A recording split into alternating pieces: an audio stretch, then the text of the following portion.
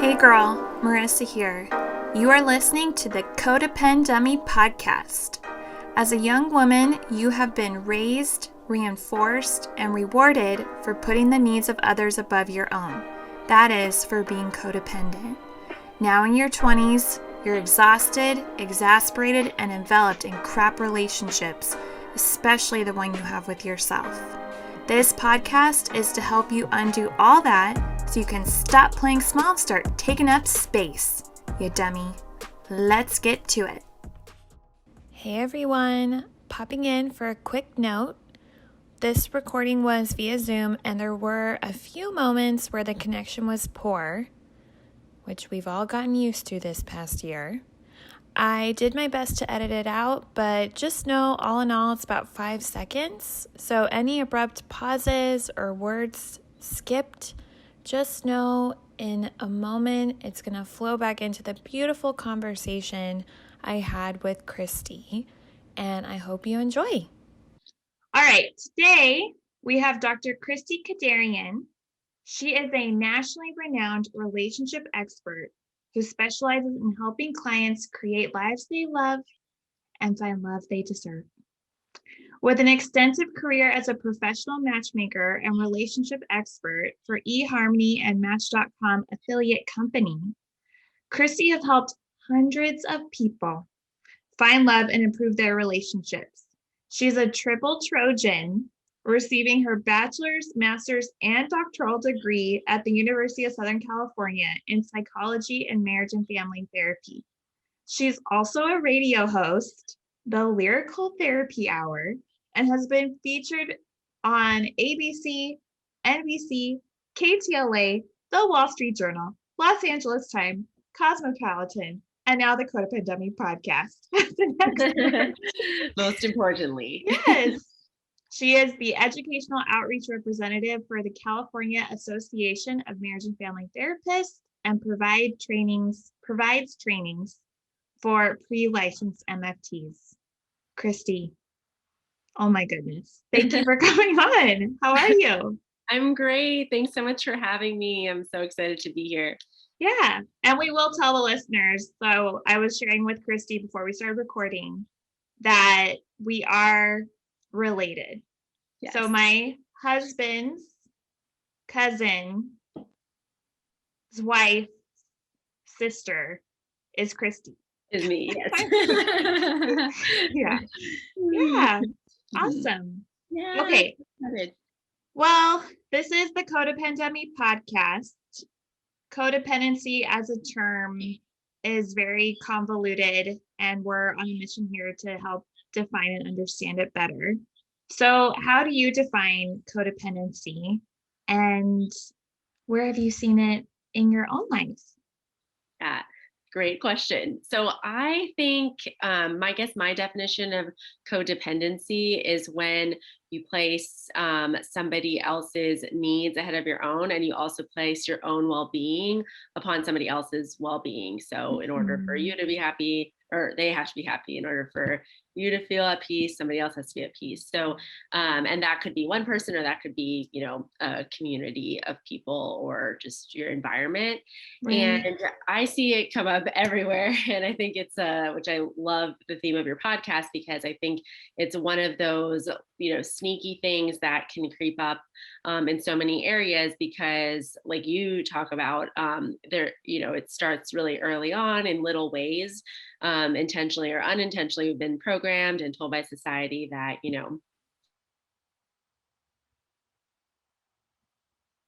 people's happiness, or that aren't as important as other people's.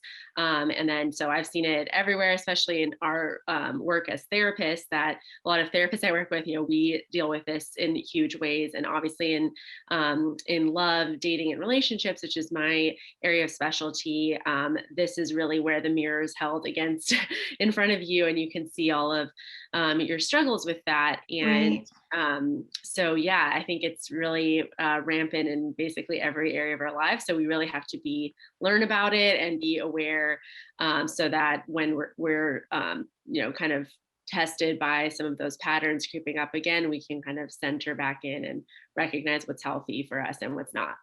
Right. And so you said at the very beginning, it's twofold, right? Putting someone else's needs above your own, and then what Basing about your own happiness on someone else's happiness or right, peace or whatever. right. And it's true, right?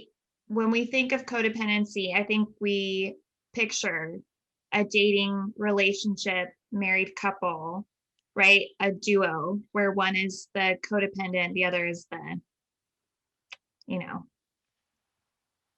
person that we're basing our Yeah. happiness life off of. Yeah.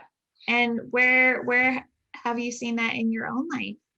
Yeah, I think really a huge way for me personally, obviously, as a woman and as an Armenian, is that our culture is really based in kind of collectivistic thinking of like the group is more important than the individual. So it's kind of like in every way, what your family, your extended family, kind of what they want and what their values and standards are easily become your own because Right. you connect the fact that you love your culture, you love your family with doing what they want and what pleases them. So I think that's been a really huge component in kind of tracing back to my own life and my own research that I did in my doctoral program was around intergenerational trauma and just the thread of this in our culture as well as other collectivistic cultures really is rampant. So it can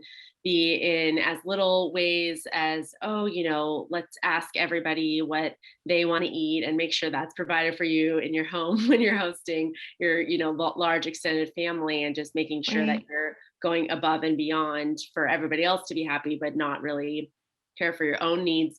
And then also, I think in another piece of my identity as a Christian, I think oftentimes faith can really come to a head in this because, we want to live in a way that's giving and loving, but there's also that boundary, which is a difficult line to walk of like, okay, well, what's healthy in how you can give and how you can love yourself first, Like that, Right. the famous thing that Jesus said that everyone kind of connects to is love your neighbor as yourself. Well, if you don't love yourself and put your needs first, then how can you love somebody else? So I think it kind of all is a basis. The intention around every, place that I've seen it in my life is obviously good, but it can easily get twisted when we're in that kind of needs-based, anxious, okay, I need all of these, I need to kind of meet all of these things and other people's standards culturally faith-based in order to make everybody happy, but then I kind of forget myself.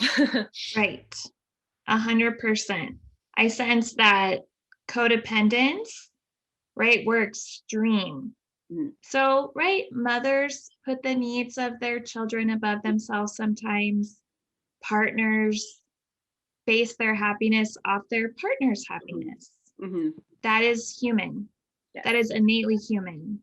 But for codependence, right, if we're hosting that party, we feed and cater to everyone Mhm. and don't eat. Yeah. Exactly. Or, right, being faith based. It's so interesting that you brought that up because I have recently been reading Solomon's Proverbs. Oh, cool. Yeah. Yeah, Mhm. like, he wrote those like way BC. So I'm Yeah. just studying them for the wisdom. And there's one of them, I forget what proverb it is, but he's like, if you have taken the shirt off your back impulsively and Mhm. lent it to someone, and now you're shivering in the cold, he's like, get out of that mess. Ah. That's so awesome. I love that. Thank you, So Solomon. true. Yeah. Right? Like, right. So, of course, it's so considerate, right? Being faith-based Christian to lend your shirt Mhm. to someone else, but you do it, and if you do it impulsively, and now you're outside Yeah. shivering, it's like, no, that Mhm. is not Mhm. what anybody meant. Yeah. But codependents, we're like, I'm doing the right thing, right? And it, Totally. Yeah. or we're pissed off at that person Mhm. for, I don't know, making us Yeah, give we get them your shirt. resentful. Yeah, yeah. The resentment comes in passive aggressively. Yes. Yeah. Okay, so in your own life, right, your Armenian cultural heritage, right, and also your faith, Mhm. that's where you've seen your codependency. You Mhm. did mention, Christy, intergenerational trauma Mhm. as a subject of your thesis? Yeah, my dissertation. Mhm. Yeah, Dissertation. yeah, yeah. Okay. So for the codependemies, WTF is Gener- intergenerational trauma. Yeah. So it's kind of a big phrase for a pretty simple concept. It's the idea that trauma and resilience, so both of these things that might have occurred in our previous generations, can get passed down both genetically, and there's been a lot of research in the field of epigenetics that supported this, as well as psychologically. We kind of know this in our work as therapists, that there's some patterns and themes that you just kind of see passed down through your environment, but now it's been supported by the fact that our DNA also gets passed down. So this means that if your grandparents, great grandparents experience any sort of trauma, and specifically I studied the Armenian people and the genocide that's occurred now 3 generations past, that some Wow. of those themes get passed down. So this field of research kind of started with the survivors of the Holocaust, and now it's been expanded to survivors of the Armenian genocide through some of my work, other genocides, and then there's also some researchers that have studied different populations, such as Black Americans and post-traumatic slave syndrome. And so it's kind of seeing ways that trauma kind of gets passed down and those ways of thinking, as well as kind of the resilience that our ancestors experienced. But, some examples of this, especially in Armenian culture, is, our relationship with like food and money and wealth, and family anxiety and hypervigilance around safety, trust and mistrust. So very similar symptoms of trauma that now we kind of see in different ways. Like, for example, I was never allowed to like sleep over at anyone's house. Like Mm, my parents were very, oh, where are you going? Is everything okay? And this is all kind of traced back to that kind of hypervigilance around if our grandparents are going to live, and then our family moved to another, many people that experience that genocide and trauma kind of relocate to a place they experience another layer of trauma, right. like war. And so that was kind of where the research began. So I first got into the work when I was working with women in eating disorders. And specifically, I worked with young women and many Armenian women, and kind of went into the cultural narrative around the fact that, they would go home, and for Armenians, because we were known as the starving Armenians back in the genocide, that back then, that was our part of our identity. So we kind of swung this way and said, okay, well, eat everything and let's have a lot of food everywhere as kind of a symbol of our abundance and what we survived and overcame. But then women were caught between these cultural narratives that, okay, my home, I'm supposed to be eating all this food, and then Western ideal kind of assimilating into this culture, well, you're supposed to be thin and look a certain way. So I was Right. really curious about kind of where that came from. And it kind of goes back to what we were saying, that there's that, and I specifically studied women in leadership in my research, Armenian women, but it kind of goes back to that, okay, whose standards and who are we trying to please here? And it's usually all externally motivated, rather than, kind of helping them build that internal resilience, which has also been passed down. Right. And sometimes it gets to an extreme in our need to please, Yeah, exactly. or the standards are so opposing. Hmm. What's Hmm. what's a codependent? What's a young woman? What's an Armenian young woman in a Western society? Like, what are we supposed to do? Yeah, it's so tough. And I think that what's really key is kind of first that step of awareness, of noticing that, like, oh, wow, I don't necessarily know who I am apart from my family or my culture, and doing some of that work, hopefully, like in therapy or your own, to really know, like, who am I? What's my identity apart from what everybody else wants from me, expects from me, and how can I build those things that I want to feel and the life I want to build, even if it opposes differences. And some of that in my research was kind of found that separateness meant death, like in the genocide or whatever. So any type of separation, any differences, that thread of trauma goes back to, okay, well, if we separate, we lose our family, we lose everything. So that idea that if you're similar, if you agree with your parents, if you agree with your culture, then that's when we can really kind of have a, loving relationship. We can be connected. If we differ, we're separate at all, then that means we're, completely, there's no like in between. So it's kind of balancing that and learning how can I be different and stay connected. That is the question. That's $1 million question. Yes, right? How can I be different and stay connected? Okay, so somewhat switching gears and also flowing over to dating, right? Being different, staying connected. With these hundreds of people you have worked with, I want to talk about 2 ways I sense codependency can come up with dating. Yeah.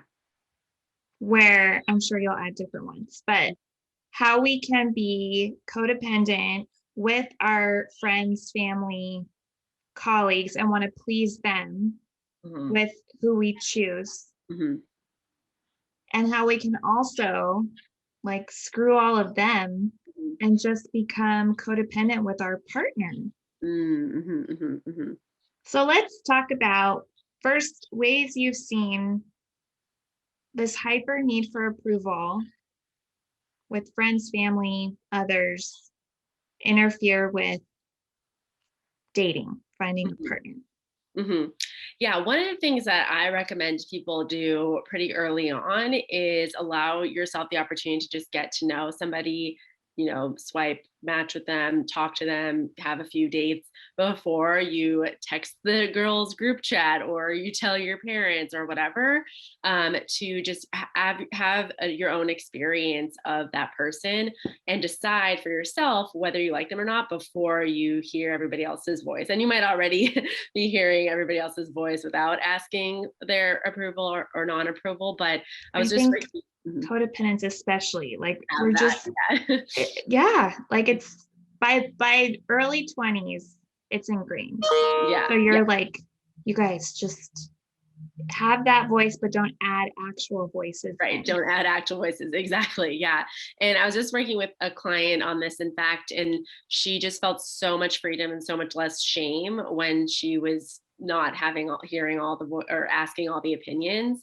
And sometimes we do that in dating and love in order to protect ourselves. We think, oh, okay, well, I'm afraid, it's uncertain, especially early on in a dating relationship. So sometimes we have a, potential yellow flag. It's not yet a red flag, but there's some potential warning sign. And we want to confirm it because we just want to know so we can move on and not get hurt. And so we ask the peanut gallery and we ask our parents and, and then they kind of reflect what you already think, but then you're really quick. I actually didn't know what the peanut gallery was for all the codependent dummies. What's the peanut gallery? Like the, crowd of people, it's like I think it's like a baseball. I don't know the actual term of it, but it's like baseball. I think it's because of like, the baseball, they eat peanuts and you're like watching, it's all the spectators of your life, like making, making opinions on your life, but they're not actually in the ring. They're not living your life, but they're the, peanut gallery. I think that's what it is. I'm going to Google after that. But yeah, that's the idea. It's like, oh, all these other people that are trying to speak into your life that aren't living your life. But sometimes their opinions are safer than having your own. Let's just Google it right. Yeah, I know. I'm like, what is it? Wonder if I'm right. So I remember hearing it and I didn't know. Okay. Peanut gallery. A group of people who criticize someone, often by focusing on insignificant details. It was in the days of vaudeville, a nickname for the cheapest and ostensibly rowdiest seats in the theater. Yeah. So you're like, yeah. don't share with the peanut gallery. I love that. I didn't know about that. I knew there was some allusion to like the cheap seat, like you're kind of like in the stands somewhere with the peanuts, but that's interesting that it was like in the theater. Yeah. They're just Yeah. watching and criticizing and they have no skin in the game, basically. So, right, this panel of judges, because if you do share too much too soon, if you're codependent and hearing from the peanut gallery, what has happened? What have you seen happen? Yeah, because I think especially if you struggle with codependency, there's like this need to really attach to someone or just disconnect. There's not like an in between. So you're just trying to make the decision as soon as possible if they're like an attached or not attached person. And so you don't really give dating is a process. So you don't really give it that time, and you're able to really sit with that discomfort and anxiety of not knowing if they're your person. But then, and so that peanut gallery, asking the friends and family, helps you decide really quickly, because you can hear one little criticism or one thing they might question you and then just say, okay, that means this isn't right for me, rather than having your own thought process about it. Mm-hmm. And where have you seen that really take a toll on some of your clients? Yeah, I think especially it comes from like that fear-based like dating, where you're going into it without like giving somebody the chance to prove themselves. You're kind of using just basic criteria about somebody to say they're not a fit for me. And specifically, I think a lot of people who struggle with codependency also have like an anxious attachment style. So oftentimes you're stuck in patterns where you're constantly attracted to the bad boy, or someone who's very avoidant. Someone who's anxious can be really strongly drawn to someone who's avoidant, because you kind of want to prove that you can turn them into X, Y, and Z, kind of like the bad boy syndrome, I would say. And unfortunately, what happens is that you latch on to somebody that you actually didn't give a chance to get to know fully and get to know that three-dimensionally. And then through the process of the relationship, you can get caught in really unhealthy and toxic patterns, because you didn't give that early dating process a chance to grow its legs. You just decided on somebody, and then because of that anxiety, you're like, okay, I'm just going to invest because they're my person, but you don't know enough about them yet, and you didn't give them the chance to show you who they are. Right. Okay, so I haven't done a full episode on attachment styles.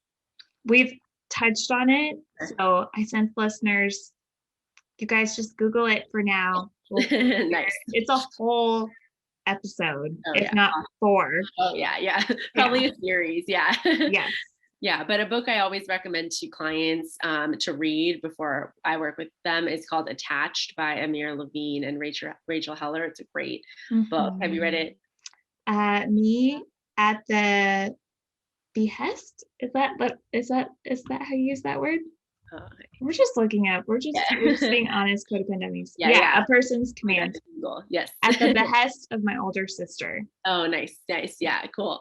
Yeah. So I love that book, and it kind of explains that specifically in relation to like dating and relationships. So I think that, yeah, very, very worthwhile, but it's good to learn about your own so you can be aware of how you might be in a dating relationship. And typically I think people who struggle with codependency are more likely to be like serial monogamous than like, oh, I'm just going to kind of see what happens here, or like, spend too long in the dating process. And then unfortunately that could potentially hurt you in the long run.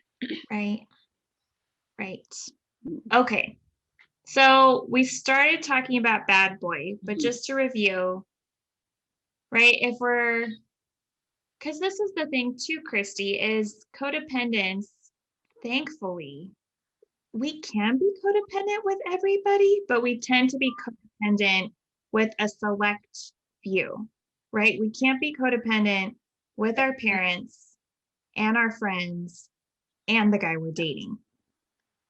But we can be, if we enter a relationship, codependent with, yeah. Yes. I think there's a little delay. Yeah, it said my internet was unstable. Is it good now? Okay, it's good. So, right, here's this side, we have codependent with family and friends. And that sometimes can lead to ending a potential relationship, even dating for a while and ending it because we want to please the Yeah. family and friend and we can't see the partner because we got Yeah. the peanut gallery. Right. Exactly. Okay. And then we have codependents who I am going to be 100% focused and codependent with my partner Mhm. while neglecting friends and family. Yes. How Yeah. have you seen that with your clients? Seen it everywhere, but I really think that this phenomenon is a product of society's like evolution and how things have really changed from how we used to do relationships. Esther Perel talks a lot about this, and that, few hundred years ago, people didn't put so much pressure on the romantic relationship, on the marriage relationship. It was really takes a village, that saying. Can Google the where that came from, but it's really that it takes a village to get all your needs met. There was a lot more focus on that communal aspect of relationships, and now where we are, westernized individual society, we kind of put so much pressure on the relationship to be everything, to meet every need, sexual intimacy, emotional intimacy, intellectual. They got to be our best friend, our business partner, our, whatever. And this just puts so much pressure on a relationship where that it's difficult for codependents in our society to really separate that and say, okay, it's okay if, we're not 100% matched in this area, and I can kind of, connect and get my needs met in other ways. It's really hard to do that where we're getting those constant messages from society that, okay, if you, don't have everything checked off with this person, then they're not the one, or, you're in a bad relationship or whatever, when it's really that we're just putting way too much pressure on romantic relationships and partnerships. Mm-hmm. Right. So thanks, society, Yeah. for compounding our codependency. Yeah. I'm just doing what I've been told. Mm-hmm. And so you've seen clients who enter a relationship full throttle, 100%, Mm-hmm. 100% focused. And like, how have you seen or worked them through like a time when they were really out of balance and neglecting other people, other relationships?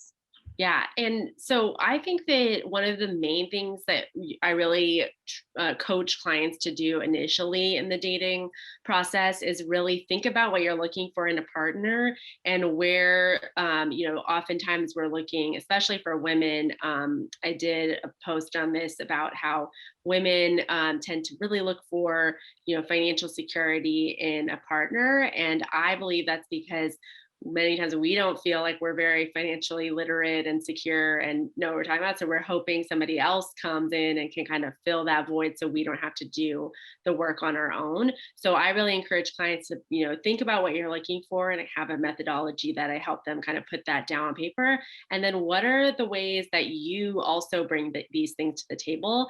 And are any of these things that you wish you had more of, and you're hoping maybe someone can just, Jerry Maguire, you complete me, come in and do that for us, and really just start working on those things on your own. So, you want someone who's really physically fit, like maybe you want to work on that on your own, because ultimately Right. at the end of the day, if you really want someone who's physically fit and they are in the gym 5 hours and you like kind of just hanging out and lounging and watching TV, your relationship isn't going to be compatible. You really want to bring to the table what you want. And that's the growth for someone who's codependent, that you're not getting all your like individual needs and goals met in hopefully you're this like wish list of a partner. And so that creates that dynamic in the relationship, like, oh, I thought they were going to, be all these things, and then they let you down, but really you're letting yourself down because you haven't built those things in on your own. So I'm really doing that work in the beginning, that, it's great to want someone who's whatever you value, but if that's really what you value, how are you showing up in those ways in your life as well right now? So it doesn't create that dependency on, oh, I need this person to be those things because I'm not those things. Right. So first clarify what you want.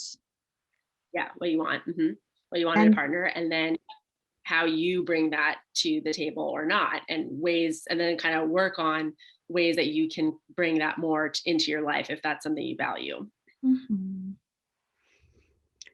So I wasn't planning, but as we're talking, I'm being brought back to memories of dating Mhm. throughout my 20s, my codependent laden 20s.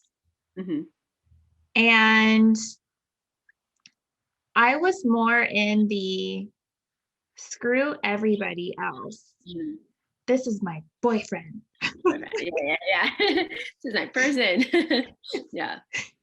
And I think too, right? Thanks to society, I did put 100% focus on these young men, these Mhm. boys, these fuck Yeah. boys. Their 20s, they're definitely boys. Yeah. And I sense, Christy, that you really help people, right? Prepare to date, start dating. And once they settle in, you set them free, right? You're the date doctor. They're in a relationship. Mhm. How do you help, right? If they are codependent, like what red flags should we be paying attention to? Because I know very early on in my codependent relationships that the question that I was being asked is, or I was asking myself, like, how can I get him to stay?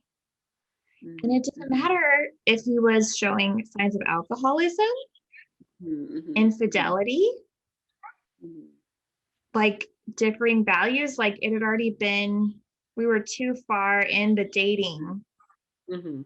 Yeah. What are some red flags that you help your clients, like these are I forget what that word is, like no, Deal I can't, breakers. deal breakers. Yeah. Yeah. In a potential partner, you're saying like things to look for. Yeah. Yeah. Yeah. Yeah. So I'll give the answer nobody likes. I think deal breakers really depends on what your values are, obviously. And you really want to know, like you said, like you really want to know about someone's patterns. And the way that you do this, that one of my clients joked that if I ever wrote a book, this was what it would be called, because I say this all the time to every client. It's like the way you really learn about someone is consistency over time.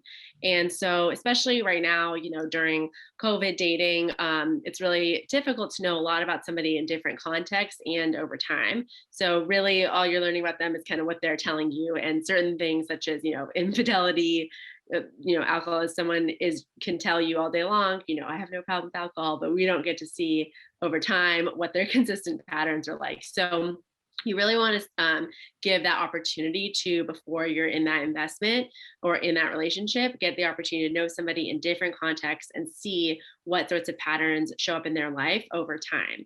And so in that list building, you want to figure out what are some things I can know, like more off the bat, about somebody, like they have a job or went to college, whatever, and what are some things that I'm going to be in this won't be known right away. So over time of dating somebody, 3 months, I'll get to know if they are a kind and generous person, or those emotionally mature. These aren't things you'll know on a first date. So kind of Right. have to put yourself in those categories so you don't make that assumption and connect and invest so quickly where we still don't know yet. We think they're really kind, and then they turn out to be in a different way because we don't know yet. So you really want to pace yourself in that. And the way that I describe that to clients is, there's different types of connection and intimacy, and you don't want anyone to go out the roof all the way up here while the others are lagging behind, because you have to build that solid foundation building up. So our culture has a really big emphasis on physical intimacy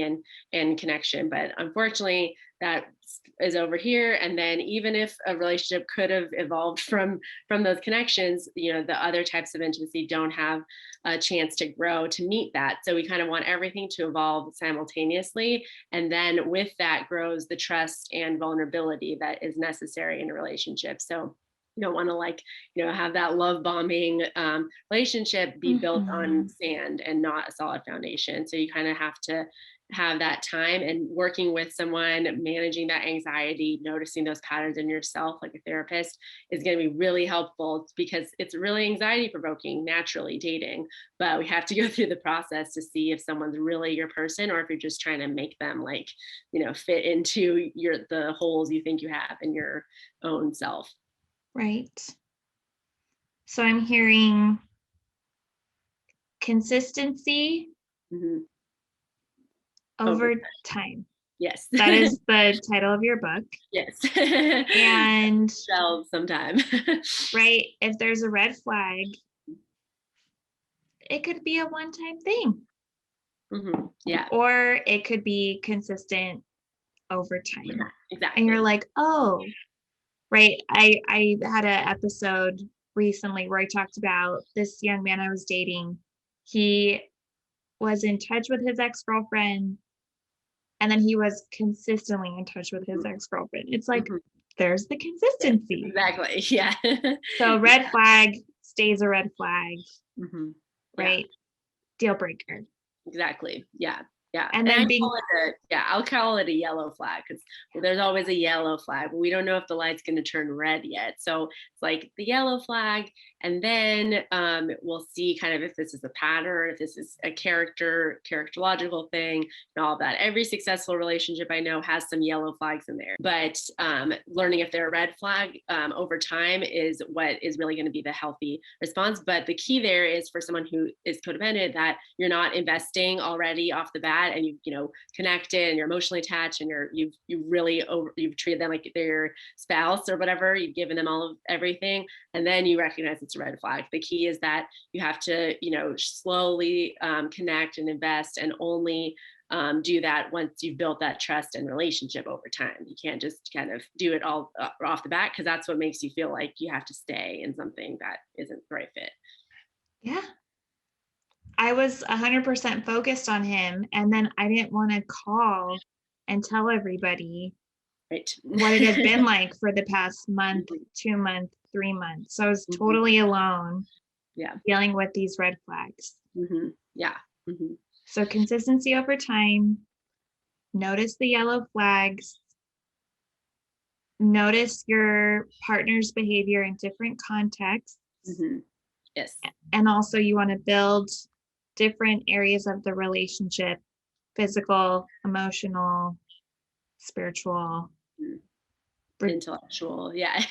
all kind of around the same time to build that trust. Exactly. So like a strong foundation for relationship. And I think that fear, like you described, it kind of comes from feeling like you gave all of yourself, you put all your needs on a person, you gave everything to that person. So it's almost not like you are afraid of losing the person. It's like you're afraid of losing yourself, or whatever you invested in them, because that sense of self needs to be more strengthened, of like, oh, I know who I am apart from this person. And that's difficult if you just don't know that. So doing that work is key. Yeah. I remember we would talk, because we were like long distance, like an hour and a half apart. But sometimes I would call him in the evening. He'd have a work thing or something, and he couldn't talk. And I literally felt like my day had not happened, because I wasn't able to share it with him. Right. Yeah. Yeah. Yeah. I was like, why did I get out of bed today? Yeah. If I'm not going to be able to share it with you. Yeah. Yeah. And that's one of the things with like texting. I mean, honestly, I feel like texting, especially in certain generations, ours-ish and a lot younger, is that it's just like they're totally intruding, not, whether you welcome it or not, into your whole day. Like you feel like they're part of everything. We're Snapchatting, we're we're Instagram, they're all part of our day. So even with that, I know for me in dating, like that texting, in some long distance relationships that I had, it was just like they were part of my day. And then when they weren't, there was that like, oh wait, this is weird. Whereas in my marriage, like my husband's more old school. So he's like always phone call. We like barely text. We don't have this like, we have our work, and then there's like a lot of boundaries around things. And in more mature relationships I've had, and it's like, oh yeah, like that need for that, connection wasn't healthy. And it kind of, I think, is a really, it doesn't give a real picture of a person either. So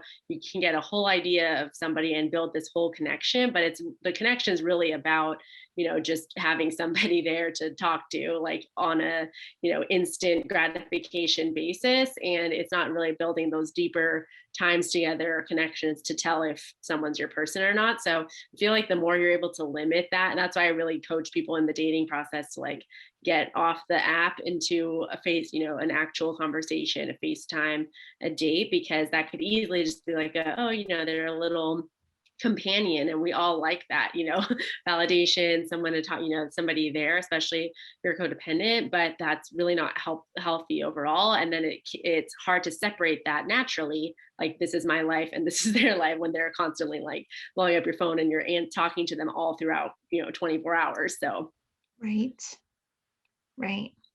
Mhm. You touched on love bombing. Mhm. I just found out the term for what defines my relationships throughout my 20s. Mhm. Can you give us a brief description of love bombing? Yeah, I know. I was like, it's a new-ish term, but it's definitely not a new phenomenon, because those of us that are like learning about it now, it's like, yeah, no, I've experienced that before. So love bombing is essentially like this experience where there feels like there's like an instant connection. It's kind of like a love at first sight for one or both parties, that you're displaying really grand gestures of affection. You're saying all these things about a person that it's kind of disingenuous because it's too early on to know if they're the most amazing person you've ever met and all of these things. And it's a way that a lot of people kind of cloud the vision of whoever they're trying to reach, because of some of that anxious attachment, because of some of that codependency potentially. And it's kind of like someone saying all the right things that they like you, but it's really not backed up by that substance and action. So I had a client just like recently go through something like this, and it was like he seemed like a really great guy, and a lot of what he was doing, he was constantly answering her right away. It's kind of the opposite of the avoidant attachment style. He was sending her flowers before they met on a date. He was saying, wow, this connection, I've never felt this way before, all these things. But it felt like, well, you don't really know me. It's like you're doing all these things based on the idea of me, or just because you kind of want to see experience a response that's really overwhelming. But I think so many of us have experienced the opposite, where we're getting ghosted, no one's saying nice things to us, we're not getting any gifts, that we kind of get wrapped into it.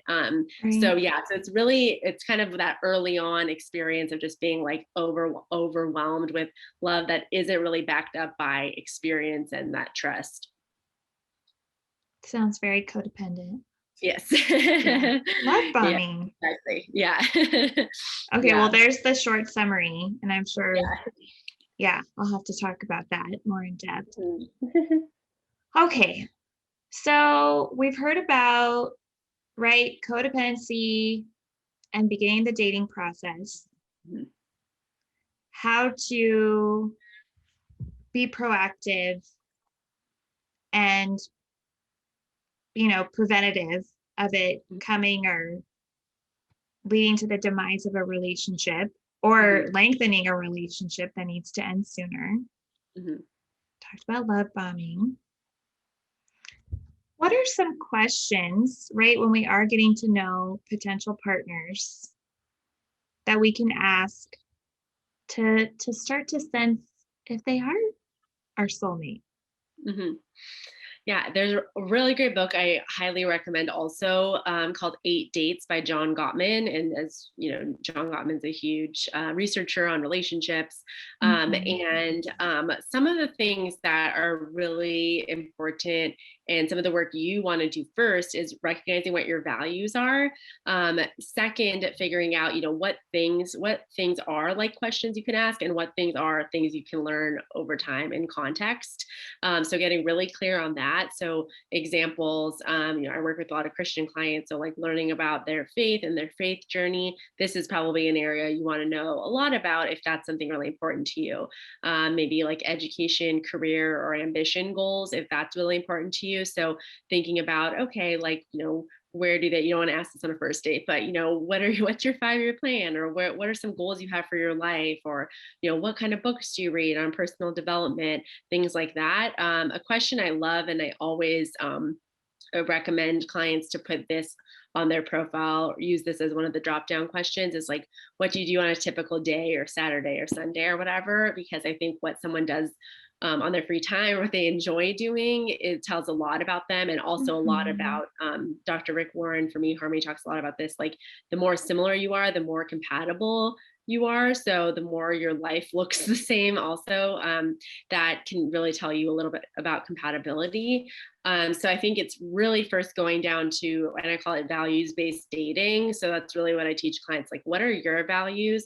What can you kind of know by asking them and having them kind of talk about their life and get a glimpse into their, internal world and process. And then third, what are things that you kind of have to get to know over time, if that's a compatibility. So questions, one of the top things I always recommend people to look for in a partner is flexibility. So it's like, how open-minded, how flexible is your client, or is your potential partner, person you're dating?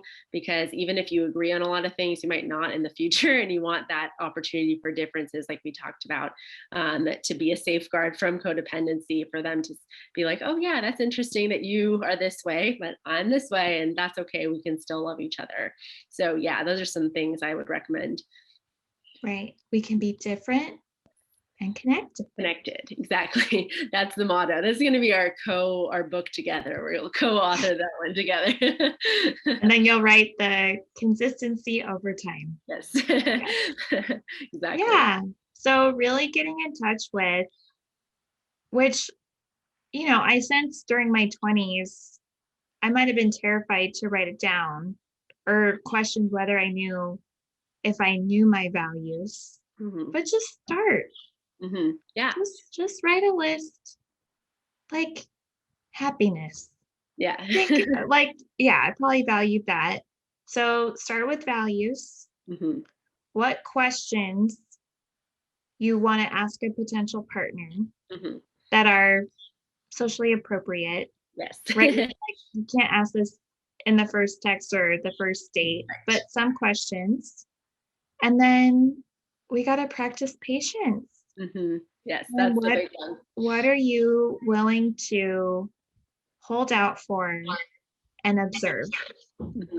Yeah, exactly. Yeah. And part of that comes with knowing what boundaries you feel comfortable with too. So, if you don't feel comfortable sharing everything about a past relationship when you've only gone on a second or third date with somebody, practicing how to hold those boundaries while you're dating is great. So part of that I really coach clients on is how to be, authentic without overly having to self-disclose things you don't want to. You can still be honest, but you don't need to go into a whole history of your past dating relationships. You can say, oh yeah, this is why some relationships didn't work out, and make sure that's comfortable without feeling like you need to disrespect your own personal boundaries and then feel really bad about somebody knowing things about you that you didn't feel comfortable yet sharing. So kind of how to practice that authentic connection without having to kind of go to really deep levels that person hasn't earned the trust yet to be there.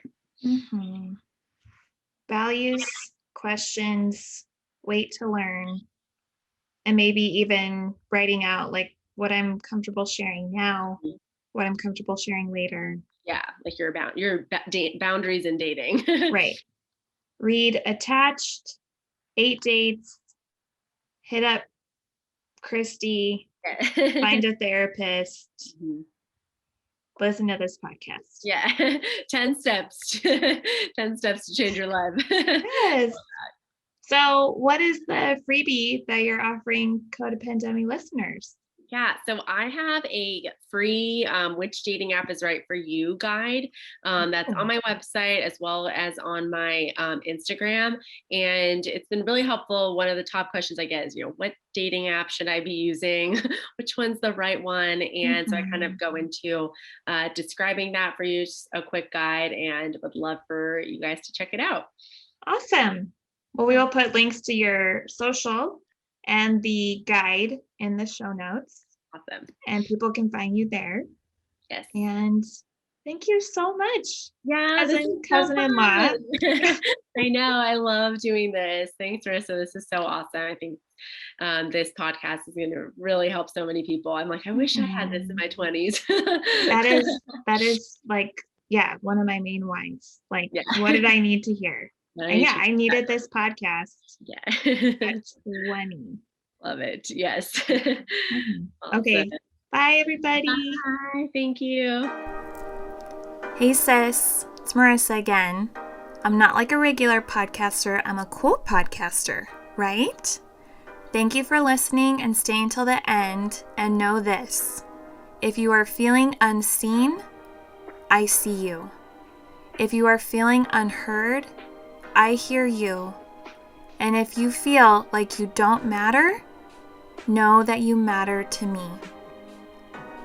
Until next time, be sure to check out codependent.com for more info about today's episode, my free course, and other resources. Take care. You're still here?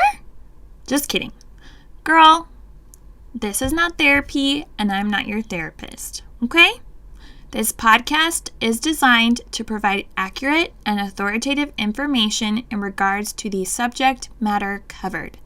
It is given with the understanding that neither the host, the publisher, or the guests are rendering any legal, clinical, or other professional information. If you want or need a professional, you should find one.